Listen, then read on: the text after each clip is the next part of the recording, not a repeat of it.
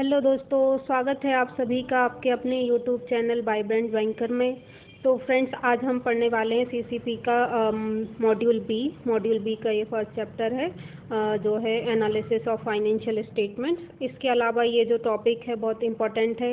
ये जो same topic आपको आपके JIIB में भी मिलेगा। JIIB का जो आपका अकाउंटिंग फॉर बैंकर्स है, उसमें ये जो टॉपिक है वो दिया गया है मॉड्यूल डी में। मॉड्यूल डी के चैप्टर नंबर 20 मॉड्यूल सी में है। मॉड्यूल सी का फाइनल अकाउंट्स वाला जो चैप्टर है, उसमें ये जो सब्जेक्ट है या जो ये जो टॉपिक है वो इम्पोर्टेंट है, उसमें ये आता है। उसके अलावा आपका CIIB के ABM BFM दोनों ही सब्जेक्ट में ये जो है टॉपिक दिया गया है। तो ABM का जो है यूनिट नंबर 27, ABM का यूनिट नंबर 27 में ये चीज़ है। ABM में 27 नंबर का जो आपका चैप्टर है, जो कि मॉड्यूल डी का पार्ट है, उसमें भी आपका एनालिसिस ऑफ फाइनेंशियल स्टेटमेंट्स है। उसके अलावा BFM का मॉड्यूल डी का चैप्टर नंबर 27 है ना, दोनों में जो है चैप्टर नंबर 27 है। तो यहाँ पर भी ये जो है आपका ये इसमें दिया गया है बैलेंस शीट एनालिसिस, है ना। तो ये दोनों ही आपके जो हैं उसमें ये टॉपिक है। उसके अलावा certificate of MSME, certificate in MSME में भी आपका analysis of assessment of working capital है। तो वर्किंग कैपिटल असेसमेंट के पहले आपको फाइनेंशियल स्टेटमेंट्स का एनालिसिस करना आना चाहिए। उसी के बाद हम जो है वर्किंग कैपिटल असेसमेंट करते हैं, जो कि आपका आगे नेक्स्ट CCP का भी सब्जेक्ट है। तो ये जो टॉपिक है वर्किंग कैपिटल असेसमेंट, आपका CCP के लिए भी कंप्लीट हो जाएगा।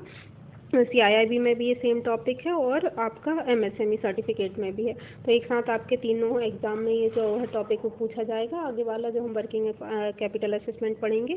तो ठीक है फ्रेंड्स, तो वीडियो बहुत इंपॉर्टेंट होने वाला, पूरा आप एंड तक देखिएगा। एक भी जो है पॉइंट आपको मिस नहीं करना, क्योंकि हर एक पॉइंट, हर एक लाइन, हर एक टर्म बहुत इंपॉर्टेंट होने वाली है। तो वीडियो को बिल्कुल स्किप नहीं करिएगा, पूरा एंड तक देखिएगा, क्योंकि ये आपका बहुत ज़रूरी है। ये जो टॉपिक है आपकी कॉन्सेप्ट बिल्डिंग करने के लिए, अगर आप थोड़ा भी कुछ मिस कर देते हैं तो आगे के जो हम इम्पोर्टेंट वीडियोस पढ़ने वाले हैं या चैप्टर पढ़ने वाले हैं वो आपको क्लियर नहीं होंगे, अगर आपका थोड़ा भी डाउट रहा तो।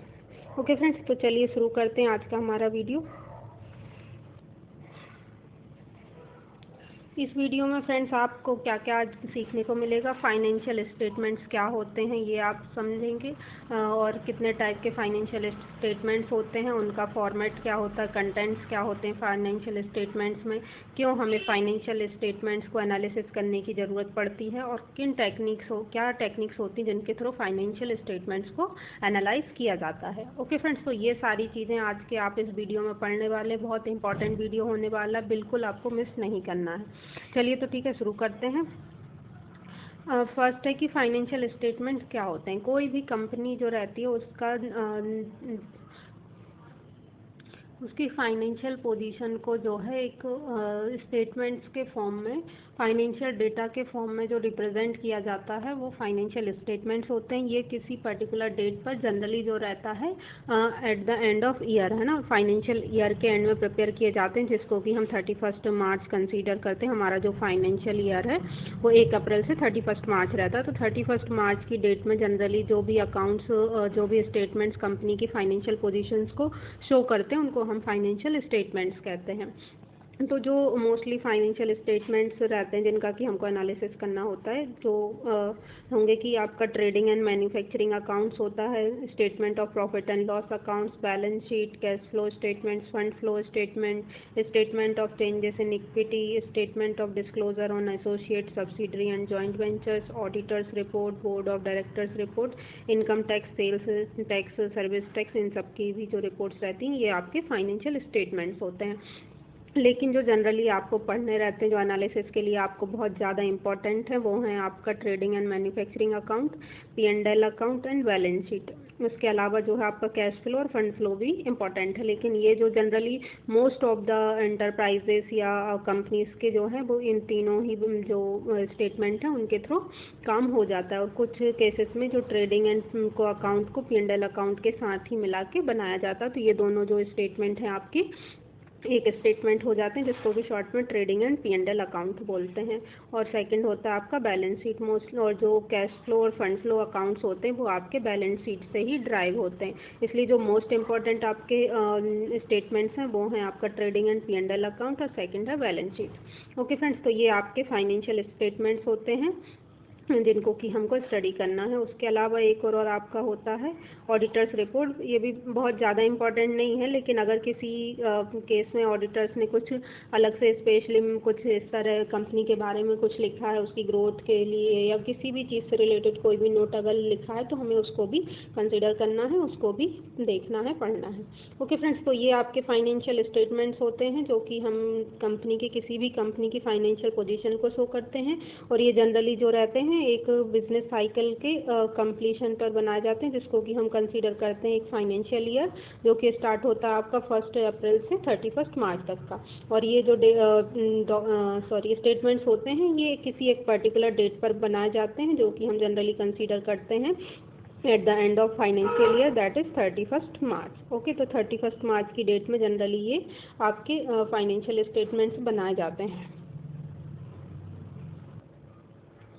ओके, तो फर्स्ट हमको पढ़ना है बैलेंस शीट। जो आपका फाइनेंशियल स्टेटमेंट्स रहता है उसमें फर्स्ट है आपका बैलेंस शीट। बहुत इंपॉर्टेंट होता है, सब बहुत सारी चीज़ें जनरली इसी से आपकी कंसीडर हो जाती हैं।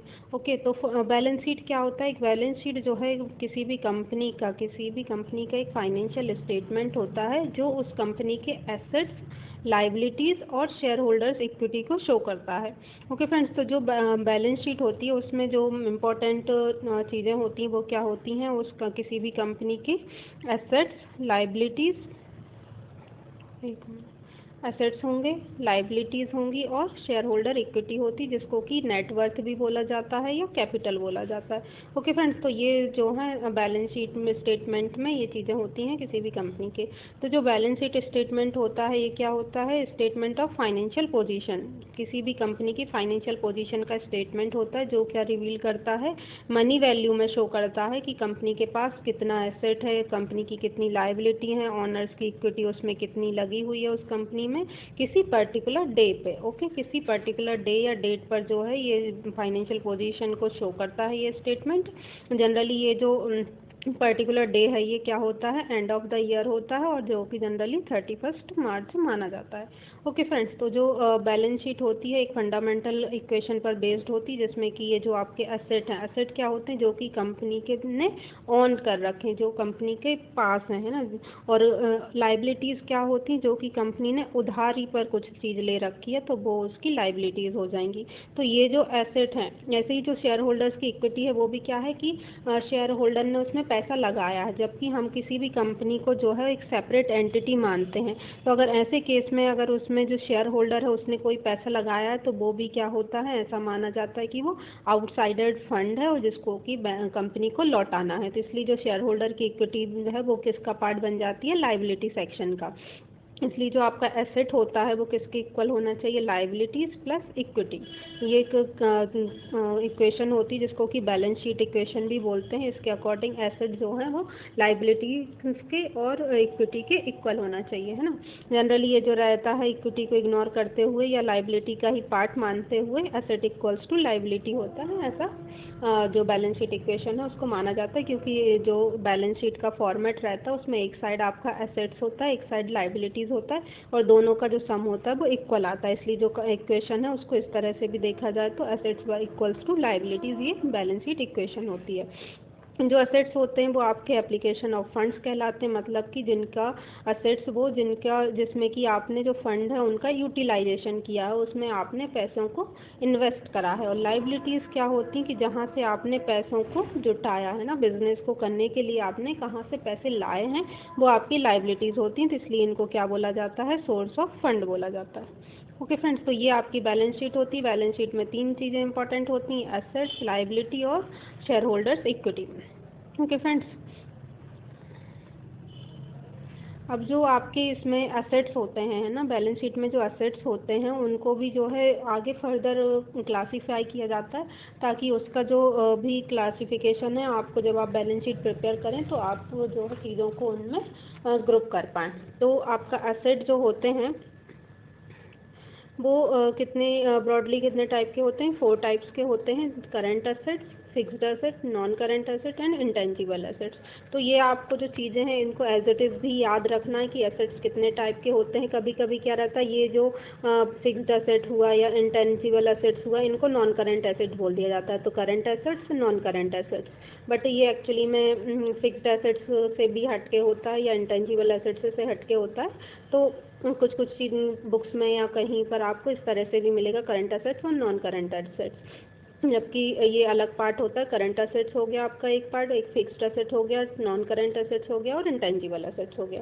तो ये आपके असेट्स के टाइप्स होते हैं। उसी तरह से लाइबिलिटीज़ में आपकी क्या होती हैं? करंट लाइबिलिटीज़ होती हैं, medium and long term liability होती हैं और कैपिटल एंड रिजर्व्स होते हैं। ये कैपिटल एंड रिजर्व आपका वही चीज़ बनाता है शेयर होल्डर्स इक्विटी का। ओके फ्रेंड्स, तो ये आपके दो जो पार्ट होते हैं बैलेंस शीट के, उसमें एसेट्स होते हैं, लाइबिलिटीज़ होती हैं, उनको जो है फर्दर डिवाइड किया गया है। एसेट्स होते हैं आपके current assets, fixed assets, non current assets, intangible assets. Okay, ऐसे ही लाइबिलिटीज़ होती हैं आपकी current liabilities, medium and long term liabilities and capital and reserves. अब आपको एक एक चीज़ करके समझना है कि ये चीज़ें क्या होती हैं, ताकि जब आप बैलेंस शीट एनालिसिस करें तो आपको हर एक कॉन्सेप्ट जो है क्लियर रहे। ओके फ्रेंड्स, तो करंट असेट्स क्या होते हैं आपके? एक मिनट।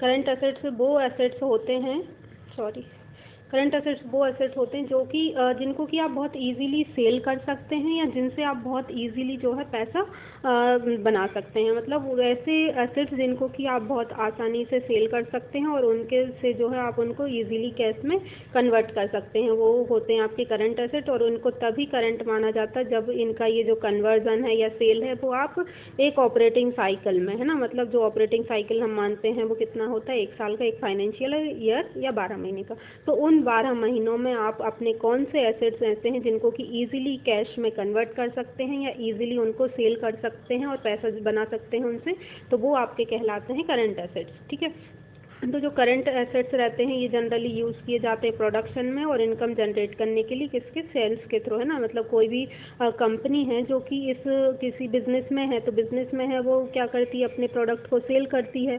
तो उसका जो ऑपरेटिंग साइकिल होगा उसमें वो प्रोडक्शन से लेके उसके सेल तक का जो प्रोसीजर है वो उसमें इन्वॉल्व होता है। तो करंट एसेट्स जो यूज़ होते हैं उसके इसी ऑपरेटिंग साइकिल में यूज़ होते हैं, प्रोडक्शन से लेके फिनिश गुड तक और अनफिनिश गुड्स के सेल तक। ओके, तो ये जो करंट एसेट्स होते हैं आपके किस में यूज़ किए जाते हैं? प्रोडक्शन में और सेल्स के थ्रू जो है इनकम जनरेट करने के लिए। जनरली जो करंट एसेट्स रहते हैं वो प्रोडक्शन में भी यूज़ होते हैं या सेल्स के लिए यूज़ होते हैं या कोई भी कैश जो उसको कि आप आसानी से उस करंट पीरियड में जो है कैश में कन्वर्ट करवा सकते हैं। ठीक है, जैसे कि आपका रॉ मटेरियल हुआ, रॉ मटेरियल से आप फिनिश गुड्स बना के सेल कर सकते हैं। वर्क इन प्रोग्रेस है, मतलब पहले से भी आपकी कोई चीज़ें हैं जिनको कि आप फिनिश करके सेल कर सकते हैं या फिनिश गुड्स हैं। तो ये जो चीज़ें हैं ये आपकी किस में इंक्लूड हो रही हैं? करंट एसेट्स में। इसके अलावा भी बहुत सारी चीज़ें होती हैं जो बिजनेस पॉइंट ऑफ व्यू से आपको एक सिंपल कॉन्सेप्ट बताया गया कि ये चीज़ें वो मतलब हर वो चीज़ आपको करंट एसेट्स में कंसीडर करनी जिससे ताकि आप 1 साल के अंदर या 12 महीने के अंदर या जो आपका ऑपरेटिंग साइकिल है उसके अंदर उनको ईजिली सेल कर सकते हैं या उनसे ईजिली जो है कैश जनरेट कर सकते हैं। ओके, और यही करंट एसेट्स रहते हैं जिनकी थ्रू जो है बैंक किसी भी कंपनी की सॉल्वेंसी पोजीशन को डिटरमाइन कर सकते हैं या उसकी लिक्विडिटी को डिटरमाइन कर सकते हैं। तो किसी भी कंपनी की सॉल्वेंसी और लिक्विडिटी के लिए जो है करंट एसेट्स बहुत इंपॉर्टेंट होते हैं। उनकी क्वालिटी पर डिपेंड करता है कि उनको कितने ईजिली जो है कैश में कन्वर्ट किया जा सकता है और उसी के थ्रू जो है किसी भी कंपनी की सॉल्वेंसी या लिक्विडिटी को का पता करा जा सकता है। तो ये आपके करंट एसेट्स बहुत इंपॉर्टेंट होते हैं। ओके फ्रेंड्स, उसके अलावा सेकंड है आपका फिक्स्ड एसेट्स। फिक्स्ड एसेट्स क्या होते हैं? इनको कैपिटल एसेट्स भी बोलते हैं और इनको ब्लॉक एसेट्स भी बोलते हैं। ठीक है, तो जनरली कोई भी ऐसा एसेट्स जिसमें कि जो इन्वेस्टमेंट हुआ है वो लॉन्ग टर्म इन्वेस्टमेंट है या लॉन्ग टर्म जो आपके एसेट्स होते हैं उनको हम फिक्स्ड एसेट्स बोलते हैं, या जिनको आप इजीली जो है वो उस 12 महीने का जो आपका ऑपरेटिंग साइकिल है उसमें उनको कैश में कन्वर्ट नहीं कर सकते, तो उनको हम क्या बोलते हैं? फिक्स्ड एसेट्स बोलते हैं। जैसे कि आपका लैंड एंड बिल्डिंग हुआ, प्लांट एंड मशीनरी हुआ, टूल्स हुआ, है ना, फिटिंग एंड फिक्सचर्स हुआ, फर्नीचर्स हुए, मोटर व्हीकल्स हुए, ये सारे जो हैं आपके किस में आते हैं, फिक्स्ड एसेट्स में आते हैं। तो ओके फ्रेंड्स, तो फ्रेंड्स करंट एसेट्स और फिक्स्ड एसेट में आप सीधे यहीं से डिफरेंस समझ सकते हैं कि करंट एसेट्स वो होते हैं जिनको कि आप एक ऑपरेटिंग साइकिल में ईजिली जो है कैश में कन्वर्ट कर सकते हैं, जबकि फिक्स्ड एसेट जो होते हैं उनमें जो इन्वेस्टमेंट होता है वो लॉन्ग टर्म इन्वेस्टमेंट होता है और उनको आप जो है इजीली एक ऑपरेटिंग साइकिल के अंदर जो है कैश में कन्वर्ट नहीं करवा सकते। तो इनको हम बोलते हैं फिक्स्ड एसेट। और फिक्स्ड एसेट में आपके क्या आते हैं, land and building, plant and machinery, furniture, fixtures, motor vehicles, ये सारी चीज़ें जो होती हैं आपकी फिक्स्ड एसेट्स होती हैं। ओके फ्रेंड्स, आई होप आपको क्लियर होगा ये। नेक्स्ट है आपका अदर या नॉन करंट एसेट्स। ये क्या होते हैं non current asset? Non current assets भी सिमिलर, जैसे आपने फिक्स्ड एसेट को समझा उसी तरह से समझिए कि वो एसेट्स जिनको कि आप एक ऑपरेटिंग साइकिल में या 12 महीने में जो है उनको इजीली ना कंज्यूम कर सकते हैं, ना कैश में कन्वर्ट कर सकते हैं, ना ही उनको बेच सकते हैं, वो आपके क्या होते हैं, करंट एसेट्स होते हैं। तो फिर यहाँ पर डिफरेंस क्या रहा? लेकिन इसमें वो जो है फिक्स्ड एसेट वो इंक्लूड नहीं होते हैं। तो वो सारे एसेट्स जिनको कि आप एक साल में या 12 महीने में या एक ऑपरेटिंग साइकिल में आप इजीली जो है कैश में कन्वर्ट नहीं कर सकते, बट इसमें जो फिक्स्ड एसेट्स आपने पढ़े वो इंक्लूड नहीं होते हैं। तो वो सारे जो आपके एसेट्स होंगे वो कैसे होंगे, नॉन करंट एसेट्स। तो फिक्स्ड एसेट्स आपने क्या पढ़े थे, plant and machinery, land and building, furniture, fixtures, motor vehicles, तो ये आपके फिक्स्ड एसेट्स थे। तो इन फिक्स्ड एसेट्स को छोड़ के और भी जो भी एसेट्स बचते हैं जिनको कि आप 12 महीने के अंदर या एक ऑपरेटिंग साइकिल में सोल्ड आउट नहीं कर सकते या उनसे कैश जनरेट नहीं कर सकते या उनसे को कंज्यूम नहीं कर सकते, वो सारे आपके क्या कहलाएंगे, नॉन करंट एसेट्स कहलाएंगे। ओके, आई होप आपको दोनों चीज़ें क्लियर होंगी। ओके, तो वो सारे एसेट्स जो कि करंट एसेट्स में भी जो है स्पेसिफाई नहीं हो सकते हैं ना, क्लासीफाई नहीं हो सकते, फिक्स्ड एसेट्स में भी क्लासीफाई नहीं हो सकते, वो क्या होंगे, आपके नॉन करंट एसेट्स होंगे। और इनका जो सिंपल डेफिनेशन है वो फिक्स्ड एसेट्स जैसी ही है या करंट एसेट्स के अपोजिट है। ओके, तो इसमें क्या क्या इंक्लूड होता है आपका नॉन करंट एसेट्स में? जैसे कि आपने एडवांस किया है किसी आपकी सब्सिडरी कंपनी को या सिस्टर कंपनीज में, है ना, तो आपने उसमें इन्वेस्टमेंट किया है, तो आप उसमें से इन्वेस्टमेंट को 12 महीने के अंदर तो निकाल नहीं सकते हैं ना, इन्वेस्टमेंट हमेशा लॉन्ग टर्म होता है। तो ये जो आपका इन्वेस्टमेंट हो गया ऐसे इसको, या एडवांस किया है आपने सब्सिडरी कंपनी को, तो ये जो आपका है वो फिक्स्ड एसेट का भी टाइप नहीं है, साथ में आपका जो है करंट एसेट्स का भी टाइप नहीं है। तो ऐसा जो एसेट होगा वो आपका क्या कहलाएगा, नॉन करंट एसेट्स। ठीक है, उसके अलावा आपने कोई ट्रेड इन्वेस्टमेंट किया है, अनकोटेड स्टेटमेंट किया है, बुक डेब्ट्स हैं आपके जो कि 180 से ज़्यादा दिन से आउटस्टैंडिंग है, वो आपके नॉन करंट एसेट्स होंगे। या कोई भी नॉन कंज्यूमेबल स्टोर्स या स्पेयर्स है ना जिनको कि आप 12 महीने के अंदर जो है कंज्यूम नहीं कर पाए हैं, वो आपके नॉन करंट एसेट्स हो जाएंगे। कोई भी आपने कैपिटल गुड्स के का जो सप्लायर है उसको कोई एडवांस किया है, उसमें ये सारी भी चीज़ें जो आपकी क्या है, नॉन करंट एसेट्स हो जाएंगी। तो सिंपल आपको करंट एसेट्स को समझना है, फिक्स्ड एसेट्स को समझना है, उन दोनों को छोड़ के जो भी चीज़ें बचेंगी वो आपकी क्या हो जाएंगी, नॉन करंट एसेट्स में हो जाएंगी। लेकिन यहाँ पर आपका एक और एसेट का टाइप है, उसको भी आपको ध्यान में रखना है। ठीक है फ्रेंड्स, तो आई होप आपको नॉन करंट एसेट समझ में आ गया होगा। नेक्स्ट है आपका इंटेंजिबल एसेट्स, या उसमें भी एक और टाइप होता है आपका फिक्टिशियस एसेट। तो इंटेंजिबल एसेट्स क्या होते हैं, ये भी लॉन्ग टर्म सोर्स होते हैं किसी भी एंटिटी का जो एसेट होता है उसमें ये भी जो एसेट्स होते हैं ये लॉन्ग टर्म सोर्सेस होते हैं जिनका कि कोई फिजिकल एग्जिस्टेंस नहीं होता, लेकिन ये फिर भी जो है कि उस कंपनी के एसेट्स माने जाते हैं। कोई फिजिकल एग्जिस्टेंस नहीं होता है लेकिन इनको भी जो है फिर भी मनी वैल्यू में कन्वर्ट करते हुए इनकी वैल्यू मानी जाती है और ये बैलेंस शीट का पार्ट बनते हैं। ठीक है, तो इनकी जो वैल्यू रहती है वो किससे निकल के आती है, उनकी इंटेलेक्चुअल या लीगल राइट्स से निकल के आती है, या कोई और ऐसे एसेट जिसमें कि एडेड हो ना, मतलब इनका जो भी एग्जिस्टेंस नहीं होता और वैल्यू जो रहती है वो डिराइव्ड वैल्यू रहती है। इनका एग्जांपल क्या होता है, जैसे कि पेटेंट्स हुआ, कॉपीराइट हुआ, गुडविल हुई, ट्रेडमार्क्स हुए, तो ये जो चीज़ें हैं ये कोई ऐसे एग्जिस्ट नहीं करती, इनका कोई फिजिकल रूप नहीं होता, लेकिन फिर भी ये किसी भी कंपनी की जो है वैल्यू को इंक्रीज करती हैं, उसका जो मनी वैल्यू में या रेपुटेशनल वैल्यू में ऐड ऑन कर होती हैं। तो इसलिए जैसे कोई भी प्रोडक्ट है कंपनी का, उसका उसने पेटेंट ले रखा है तो उसको दूसरा कोई यूज़ नहीं कर सकता, कॉपीराइट्स होते हैं कंपनी की, गुडविल होती है, ट्रेडमार्क्स होते हैं, तो ये जो भी चीज़ें हैं ये कैसे होते हैं, आपके इंटेंजिबल एसेट्स होते हैं। उसके बाद आपका अगला है फिक्टिशियस एसेट। फिक्टिशियस एसेट क्या होते हैं? ये भी इंटेंजिबल एसेट्स के जैसे होते हैं, जिनका कि कोई फिजिकल फॉर्म नहीं होता है, लेकिन ये जो होते हैं ये कैसे होते हैं? डिफर्ड रेवेन्यू एक्सपेंडिचर टाइप के होते हैं, मतलब जो कि longer period of time company को बेनिफिट करने वाले हैं, मतलब एग्जिस्टेंस में अभी नहीं है, अभी आपको इनका कोई एग्जिस्टेंस नहीं दिखेगा, लेकिन फ्यूचर टाइम में ये जो होंगे एग्जिस्टेंस में आ जाएंगे। तो ऐसे जो एसेट्स होंगे आपके फिक्टिशियस एसेट होंगे। ओके फ्रेंड्स, तो दोनों में आपको डिफरेंस समझना है, इंटेंजिबल एसेट्स में और फिक्टिशियस एसेट में। फिक्टिशियस एसेट भी अभी आपके इंटेंजिबल एसेट्स के जैसे होंगे, जिनका कोई फिजिकल फॉर्म नहीं होगा, लेकिन ये जो होंगे लॉन्गर पीरियड ऑफ टाइम में जो है आपके एसेट्स में कन्वर्ट हो जाएंगे, और इनका जो है रेवेन्यू एक्सपेंडिचर जो है, मतलब इनका वैल्यू जो है ऐड ऑन हो जाएगी आपकी। तो ये जो है आगे चल के फिजिकल फॉर्म को में कन्वर्ट हो सकते हैं, लेकिन अभी करंटली इनका कोई फिजिकल फॉर्म नहीं होता। तो ऐसे जो एसेट्स होते हैं वो फिक्टिशियस एसेट होते हैं, जबकि इंटेंजिबल एसेट्स क्या होते हैं? ये हमेशा ही जो है नॉन फिजिकल एसेट टाइप के होते हैं, और जिनकी वैल्यू जो रहती है ड्राइव्ड वैल्यू रहती है। तो जितने भी सारे फिक्टिशियस एसेट्स होंगे वो कैसे होते हैं? इंटेंजिबल एसेट्स होते हैं, लेकिन सारे इंटेंजिबल एसेट जो होते हैं वो फिक्टिशियस एसेट नहीं होते हैं। ओके फ्रेंड्स, क्योंकि ये आगे चल के आपके डेफर्ड रेवेन्यू एक्सपेंडिचर के फॉर्म में सामने आते हैं, और इनको आपको रिटर्न ऑफ करना होता है, या उनकी जो है मनी वैल्यू को ऐड और डिक्रीज करना होता है।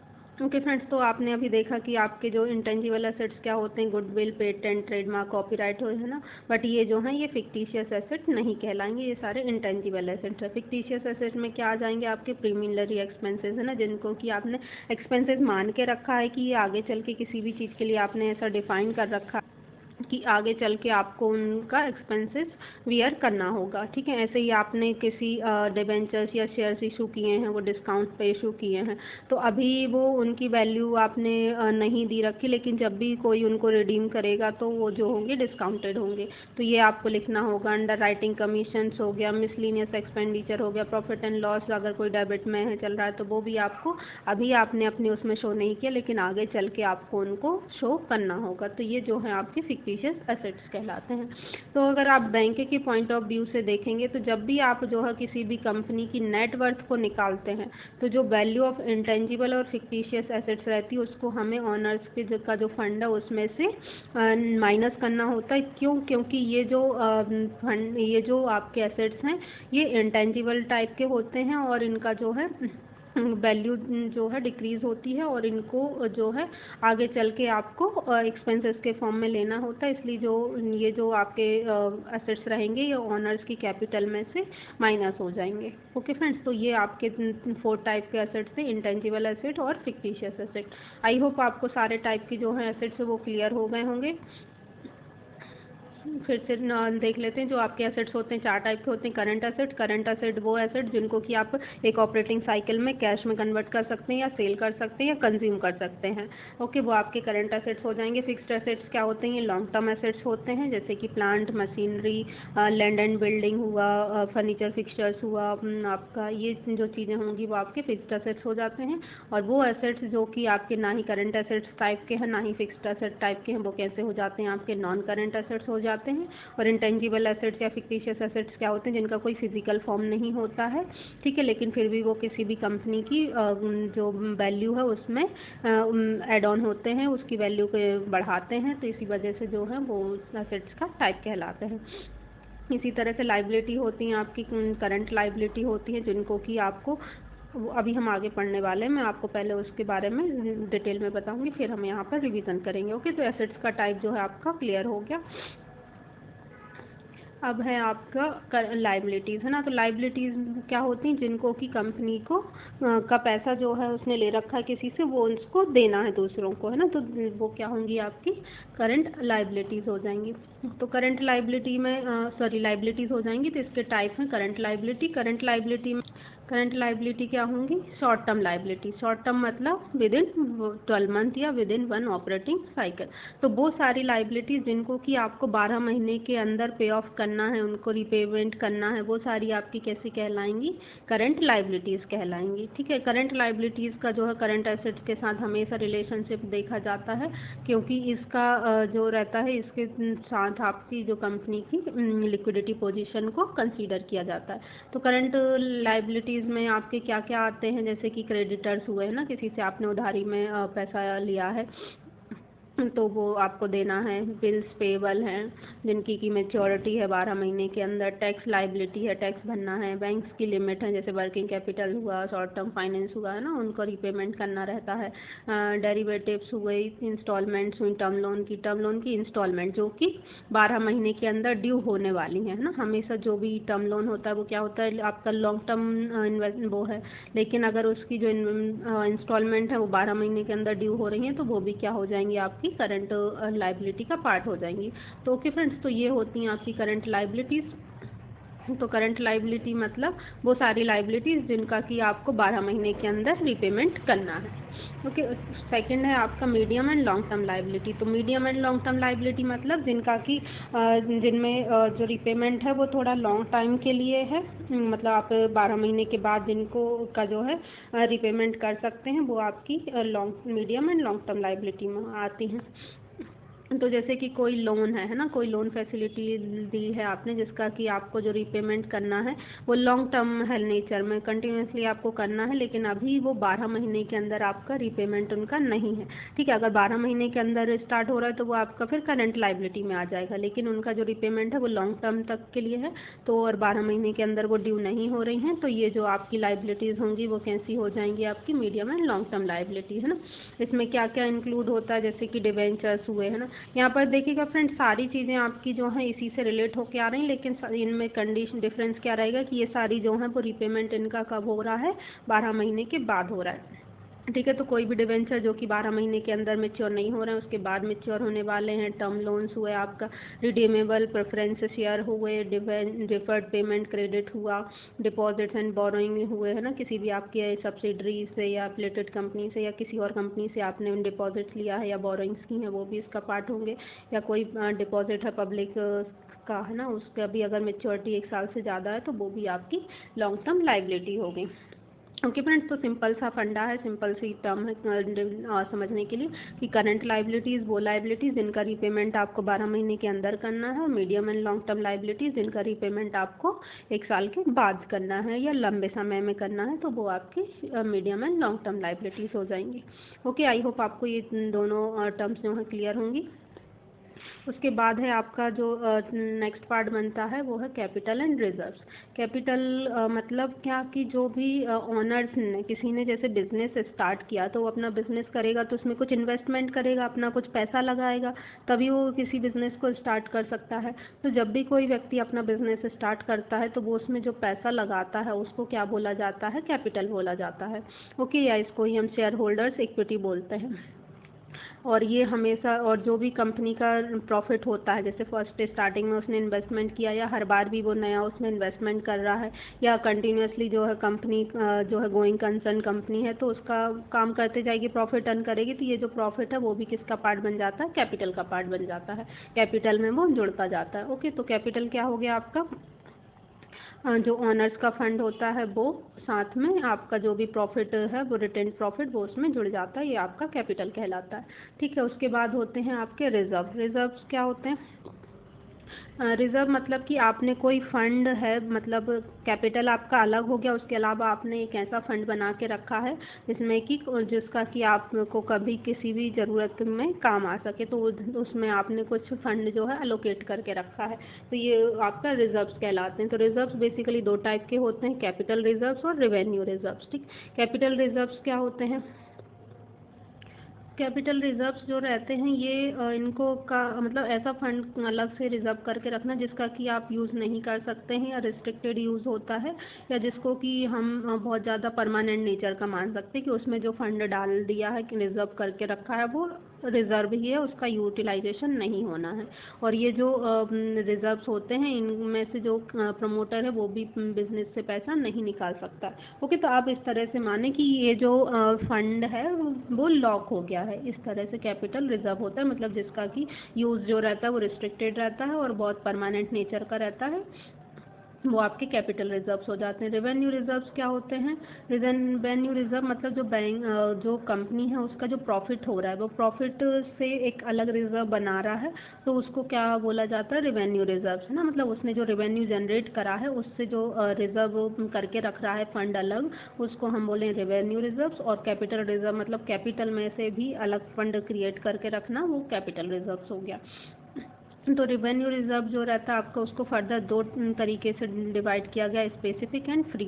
स्पेसिफिक रिजर्व्स क्या होते हैं? जिनको कि किसी पर्टिकुलर पर्पस के लिए बनाया जाता है और उस पर्पस के अलावा आप किसी और पर्पस में उस फंड का जो है यूटिलाइजेशन नहीं कर सकते। ठीक है, तो जैसे कि नाम ही स्पेसिफाई कर रहा है कि स्पेसिफिक रिजर्व मतलब किसी स्पेसिफिक पर्पस के लिए बनाया गया रिजर्व। ठीक है, तो ये उसी पर्पस के लिए यूज़ होगा जिस पर्पस के लिए उस रिजर्व को क्रिएट किया गया है ना। जैसे कि आपका हुआ इन्वेस्टमेंट फ्लक्चुएशन रिजर्व, है ना। मतलब कहीं आपने इन्वेस्टमेंट कर रखा है और मान के रखा है कि हमारा इतना इन्वेस्टमेंट हमेशा बना रहे, और उसमें मार्केट कंडीशन के कारण कुछ फ्लक्चुएशंस हो रहा है, कम हो रहा है, ज़्यादा हो रहा है, तो उसमें आप और इन्वेस्ट कर रहे हैं फंड को, तो वो आपका हो गया स्पेसिफिक रिजर्व्स हो गया, है ना। या डिवेंचर के रिडेम्पशन के लिए आपने रिजर्व बना के रखा है, वर्कमैन की कंपनसेशन के लिए फंड बनाया है, dividend equalization fund, sinking fund. तो इस तरह के कोई भी फंड आपने किसी स्पेसिफिक पर्पस के लिए बनाए हैं तो वो क्या कहलाएंगे? आपके स्पेसिफिक रिजर्व्स कहलाएंगे।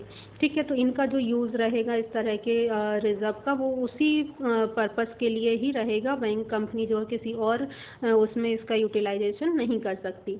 ठीक है, जबकि जो फ्री रिजर्व्स क्या रहते हैं, इनको जो है कंपनी मतलब ये जो रिजर्व्स रहते हैं वो फ्री रहते हैं, मतलब एक अलग रिजर्व बना के रखा है जिसको कि जो भी मैनेजमेंट का डिसीजन होगा या जो भी पर्पस होगा उसके लिए वो यूटिलाइज कर सकते हैं। मतलब इसको आप एक तरह से बोल सकते हैं ऑपरेटिंग रिजर्व, जिसको कि जब भी कंपनी को इस तरह से किसी भी चीज़ के लिए ज़रूरत लग रही है, एक्स्ट्रा फंड की रिक्वायरमेंट है, तो वो इस फ्री रिजर्व से उस पैसे को यूज़ कर सकता है। ओके फ्रेंड्स, तो आई थिंक आपको ये क्लियर हो गया होगा। Capital reserves, capital and reserve वाला जो पार्ट रहता है वो आपका ये है। तो कैपिटल मतलब कि जो ऑनर्स की इक्विटी है उसमें इन्वेस्ट की है, या अगले साल या हर साल जो कंपनी प्रॉफिट अर्न कर रही वो भी उसमें ऐड ऑन होते जा रहा है, तो वो आपका कैपिटल फॉर्म करता है। रिजर्व क्या होता है कि कंपनी अलग से फंड एलोकेट करके रख रही है जो कि किसी कंटिजेंसी के लिए, किसी स्पेसिफिक पर्पस के लिए बनाया गया है और उसके लिए उस फंड को यूटिलाइज किया जाता है। और इसी में ही जो रहते हैं आपके दो तरह के रिजर्व रहते हैं, कैपिटल रिजर्व और रेवेन्यू रिजर्व। कैपिटल रिजर्व एक जो रहता है वो कैपिटल का पार्ट रहता है और ये ज़्यादा रिस्ट्रिक्टेड रहता है और जनरली बहुत परमानेंट नेचर का माना जाता है और जिसका कि यूटिलाइजेशन जो है बहुत कम किया जाता है।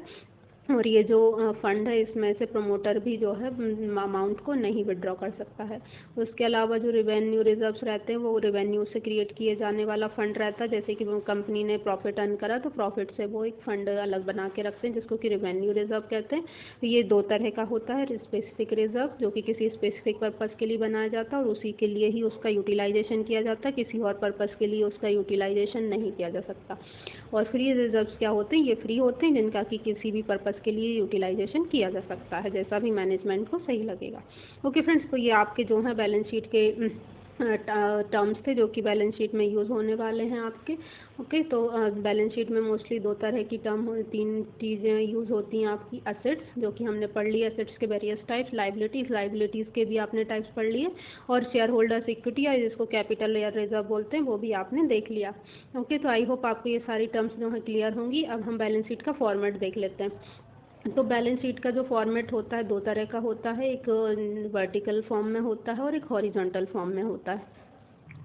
ओके, तो ये आपका जो है हॉरिजॉन्टल फॉर्म है जिसमें एक साइड में जो आपकी बैलेंस शीट रहती है उसमें लाइबिलिटीज़ रहती हैं, सेकंड साइड में जो मतलब लेफ्ट हैंड साइड में आपकी लाइबिलिटीज़ रहेंगी और राइट हैंड साइड में एसेट्स रहते हैं। ठीक है, तो यहाँ पर आपकी ये करंट लाइबिलिटीज़ हो गई, फिर आपकी नॉन करंट लाइबिलिटीज़ या जिनको कि medium and long term liabilities बोलते हैं, और थर्ड पार्ट हो गया आपका कैपिटल एंड रिजर्व का। ठीक है फ्रेंड्स, तो ये आपकी लाइबिलिटीज़ वाला साइड हो गया। ऐसे ही एसेट्स में हो जाएंगे आपके करंट एसेट्स, फिर नॉन करंट या फिक्स्ड एसेट्स, और आपके इसी में ही आ जाती है ये जो है आपके ये इंटेंजिबल एसेट है, गुडविल। ठीक है, तो इन सब का जो सम होगा वो यहाँ पर, और इसका जो सम होगा ये दोनों ही कैसे होंगे, इक्वल होंगे।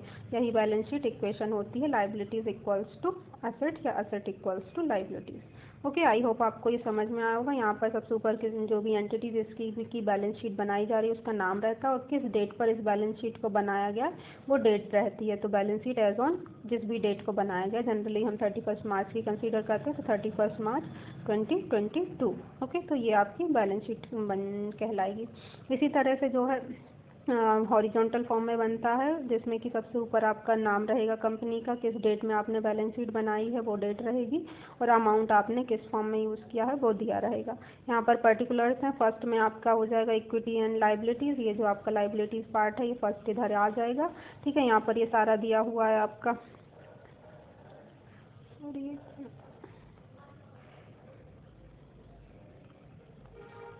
यहाँ पर आपका दिया हुआ है। तो फर्स्ट हो गया आपका इक्विटी। इक्विटी में आपका हो गया शेयर होल्डर्स फंड, जिसमें कि शेयर कैपिटल आ गया, आपका रिजर्व्स एंड सरप्लस आ गया, मनी जो आपने किसी भी वारंट्स या शेयर्स से रिसीव हुई है, ये पार्ट्स हो गए। ये आगे चल के हम इन सभी चीज़ों को और मैं आपको एक्सप्लेन करूँगी जब हम रेशियो एनालिसिस को पढ़ेंगे, तब आपका पूरा जो जो भी चीज़ें इसमें और डीपली यूज़ होने वाली हैं उन सभी के बारे में पढ़ेंगे। तो आपका यहाँ पर अभी आप इस तरह से समझ लीजिए कि जो आपकी लाइबिलिटीज़ होंगी वो यहाँ पर आ जाएंगी। ओके, दो ये इनको भी उसी तरह से डिवाइड किया, शेयर होल्डर्स फंड हो गया, ये नॉन करंट लाइबिलिटीज़ हो गई आपकी और करंट लाइबिलिटीज़ हो गई। ठीक है, इसी तरह ये इनका जो टोटल यहाँ पर आ जाएगा। फिर आपके एसेट वाला पार्ट आएगा, एसेट में आपका नॉन करंट एसेट्स हो गया और करंट एसेट्स हो गया। नॉन करंट एसेट्स को देखिए यहाँ पर फिक्स्ड एसेट अलग दिए गए हैं, फिर उसमें tangible intangible assets, work in progress, intangible asset under development, तो ये बहुत सारे जो टाइप्स हैं आगे चल के हम पढ़ेंगे इनको और डीपली। तो ये आपका इस तरह से जो है ये आपका हॉरिजॉन्टल फॉर्म हो गया, सॉरी वर्टिकल फॉर्म हो गया। यहाँ पर भी वही, ये जो चीज़ें यहाँ पर एक साथ आपको दी गई हैं ये अलग अलग जो है शेड्यूल्स बनते हैं वो बैलेंस शीट के, उनमें दी रहती हैं और उनकी वैल्यू यहाँ पर ड्राइव होके आती जाती है। तो अगर जैसे आप किसी कंपनी की बैलेंस शीट बना रहे होते तो यहाँ पर उसके अभी करंट वाले ईयर का डेटा आता है, यहाँ पर प्रीवियस ईयर का डेटा आता जाता है। तो ये इस तरह से जो है आपकी वर्टिकल फॉर्म में बैलेंस शीट प्रिपेयर की जाती है। आई होप आपको ये जो है समझ में आ गया होगा। दो तरह से आपकी बैलेंस शीट बनती है, हॉरिजॉन्टल और वर्टिकल फॉर्म में। नेक्स्ट है आपका trading and profit and loss account. Friends, video already बहुत ज़्यादा लंबा हो गया है, तो आज हम जो है बैलेंस शीट का ही पार्ट कवर किया है। नेक्स्ट वीडियोस में हम जो बाकी के आपके टाइप्स ऑफ फाइनेंशियल स्टेटमेंट्स हैं उनके बारे में पढ़ेंगे और इनके एनालिसिस के बारे में पढ़ेंगे। ओके, आई होप आपको आज का वीडियो अच्छे से समझ में आया होगा, हर एक पॉइंट आपका क्लियर हुआ होगा। अगर आप कोई भी डाउट है अभी भी तो आप जो है वीडियो को रिवाइंड करके देख सकते हैं और अपने हर एक डाउट को, हर एक कॉन्सेप्ट को क्लियर रखें, डाउट को क्लियर करके रखें और हर एक जो पॉइंट है, हर एक टर्म है उसको अच्छे से समझ लें, कोई भी इसमें डाउट आपके अंदर नहीं रहे। ओके फ्रेंड्स, तो नेक्स्ट वीडियो में मिलते हैं, हम बाकी के फाइनेंशियल स्टेटमेंट्स के बारे में पढ़ेंगे। Okay, thank you.